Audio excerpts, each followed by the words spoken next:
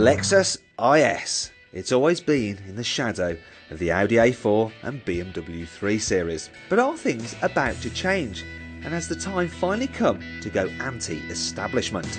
To find out, Auto Express's road test team put a £29,495 Lexus IS 300h up against a £29,810 BMW 320d Efficient Dynamics Business and a £28,900 Audi A4 TDI Technic.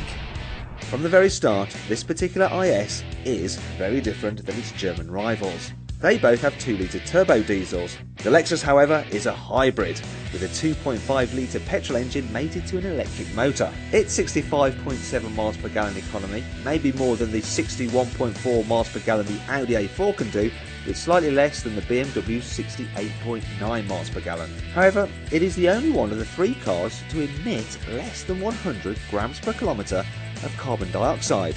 Yet despite this, the IS develops 221 brake horsepower. That's 46 brake horsepower more than the A4 and 60 more than the 3 Series.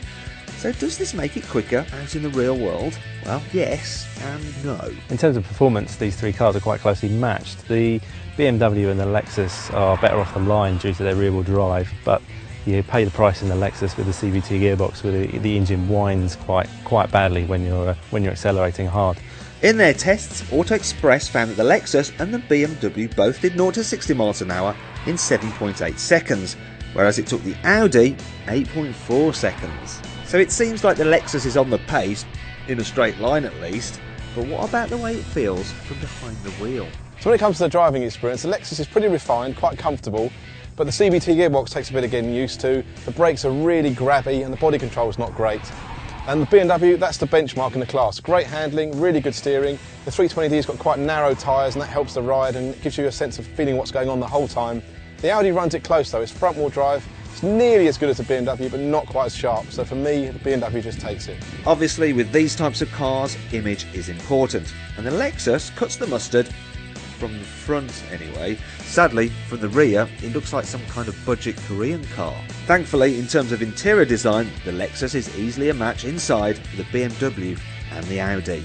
In fact, the IS's cabin is a very nice place to sit, and it's got certain thoughtful touches added to it we've come to expect from Toyota's luxury brand. One of the things it has got is easy entry, which means it moves the seat and the steering wheel out of the way to allow you to get in and out easier.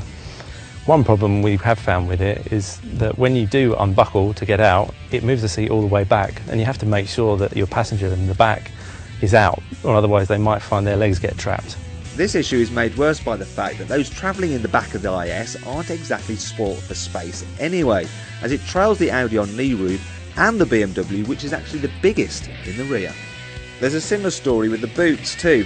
The Lexus has the smallest at 450 litres, whereas the Audi and the BMW both can swallow 480 litres. Equally as important as practicality in these kind of cars is gadgetry. So how do the three cars' infotainment systems compare?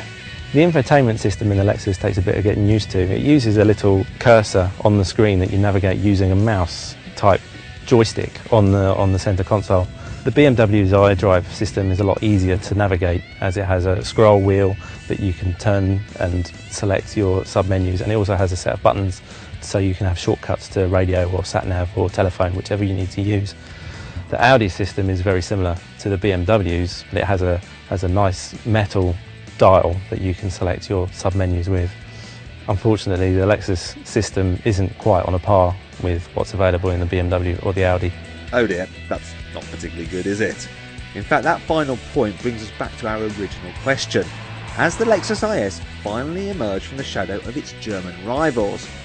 Sadly no, it hasn't. Sure, it's a good car and it's definitely better than before, but it's still not as good as an Audi A4, which in turn isn't quite as good as the BMW 3 Series.